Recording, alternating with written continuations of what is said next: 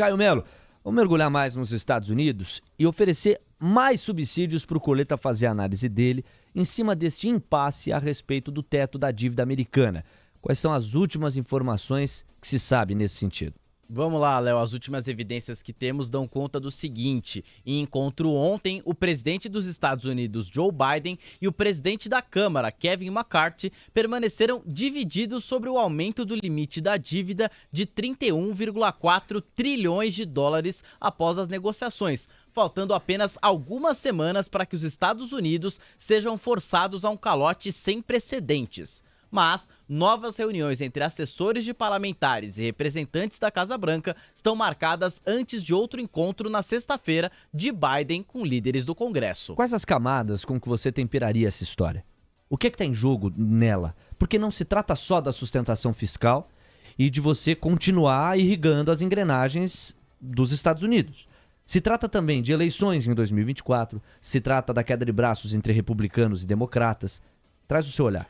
Eu acho que essa história ela tem, como eu falei, um risco muito baixo de causar um problema muito grande, né, que seria os Estados Unidos não pagar os juros da sua dívida, algo sem precedentes. É o default. E que é algo que traria certamente uma grande debate, uma grande dúvida sobre o dólar como reserva de valor e tal. O que aconteceu, né? Se a gente olhar para trás, recentemente, os Estados Unidos emitiu muito dinheiro, né? Imprimiu muito dinheiro na esteira da pandemia e de todo o período pós-crise de 2008, onde manteve as taxas de juros em zero e políticas de estímulo pelos bancos centrais e pelo Tesouro. E isso levou a relação dívida PIB para os Estados Unidos para um patamar realmente assim, quase 200%, se não me engano. E hoje você fala assim, bom, os caras têm uma dívida PIB muito alta, mas é na sua própria moeda. E aí entra toda aquela história da teoria do MMT, né, da teoria monetária moderna, que isso não causa inflação e tal.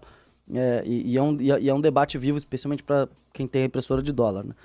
Agora, assim, o que eu acho que pode acontecer, o que eu acho que vai acontecer eles podem chegar a um acordo, né? Eu acho que o Biden vai ter que ceder em algum sentido, em corte de custos da máquina pública lá, e isso vai resultar em um dólar mais forte, tá? Porque você vai ter uma política fiscal um pouco mais austera, uma sinalização de política fiscal um pouco mais austera para agradar os republicanos. Diminui a oferta de dólares, por conseguinte o preço dele aumenta. E você teria uma pressão de alta para o dólar, e ao mesmo tempo que você libera esse teto de dívida, o Tesouro aumenta a sua oferta de títulos, né? Então você teria um quadro que é bem negativo, ele pode ser passageiro, mas ele é bem negativo no momento, que seria de dólar para cima, a nível mundial, e também de taxas de juros longas nos Estados Unidos para cima, na medida que aumenta a oferta de títulos pelo Tesouro. Então, eu acho que esse é o resultado mais provável. Muito do mercado antecipa um pouco disso. É difícil saber, o cara vai aprovar o teto de dívida na hora, vai subir o dólar, vai subir o yield. É difícil de trazer essa visão. Agora, que vai ter uma pressão de alta para o dólar, uma pressão de alta para os juros, e isso vai acontecer ao longo dos meses ali que seguirem essa aprovação do teto de dívida, por conta dessa maior emissão do Tesouro e de maior confiança aí no dólar que vai se criar após resolvido esse impasse.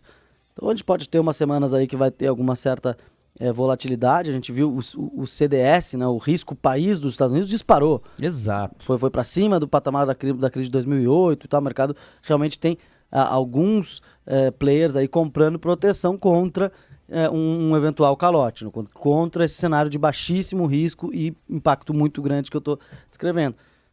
Mas assim, eu não vejo isso como um risco real. Eu acho que os Estados Unidos vai pagar ali vai honrar os seus pagamentos e isso vai trazer uma tranquilidade para o mercado. Eu gosto sempre de uma imagem que é aquela que incêndio não começa generalizado. Você vai ter um gravetinho pegando fogo, dali a pouco pega uma árvore e aí a coisa começa ou pode começar a se alastrar. No sentido de que não dá para desprezar, apesar de os analistas convergirem em tese ao dizerem que não deve acontecer o calote, seria de consequências desastrosas, nós estamos vendo de novo uma queda de braço, que no caso americano é estrutural. De tempos em tempos vem sempre essa queda de braços entre Presidência da República e Congresso para que se reveja o teto da dívida de modo a não impedir que continue se expandindo os gastos públicos lá nos Estados Unidos. E aí quando você fala de teoria monetária moderna, no caso americano, cai como uma roupagem enorme, né? Porque os caras emitem dívida na própria moeda, tem a máquina do dólar e uma demanda contratada pela moeda americana em qualquer contexto. Todo mundo quer a moeda dos caras. Isso dá a eles uma vantagem competitiva sem igual, não à toa encabeçam essa hegemonia global econômica que a China tem buscado tentar contrapor. Sim. São 8h45, você tem um complemento? Não, imagina se o Brasil vai para 200% de dívida PIB. Não existe isso aqui, né? Ninguém vai querer a nossa moeda. Exato. O dólar, eles têm soberania militar, aí você tem toda a hegemonia Banco Central independente, deles, estabilidade. Tudo isso permite com que eles tenham um endividamento público bem mais alto do que o nosso. E aí, gostou desse conteúdo? Olha, de segunda a sexta, das 8h30 ao meio-dia, tem muito mais ao vivo aqui no YouTube do TC. Eu te espero no Expresso da Manhã. Até lá!